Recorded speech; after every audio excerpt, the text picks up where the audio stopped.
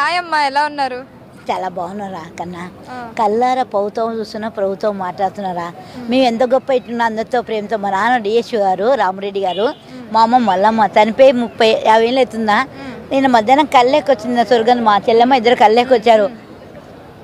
అరే అమ్మా, ఇది సంక్రాంతి కొన్నావా? లలిత జ్యువెలరీయా ఖజానా జ్యువెలరీ బాగుంది. ఎక్కడ కొన్నావు? షాపులో కొన్నాను కానీ షాప్లో ఏ షాపు? అది అన్నీ చెప్తా కానీ ఒరే కొడుక ఇంత కాదురా ఇంత పెద్ద ఎవరో నన్ను ఎందుకు పెట్టుకో గోల్డ్ వేసుకుంటున్నావు కదా. చెప్పమ్మా చెప్పు.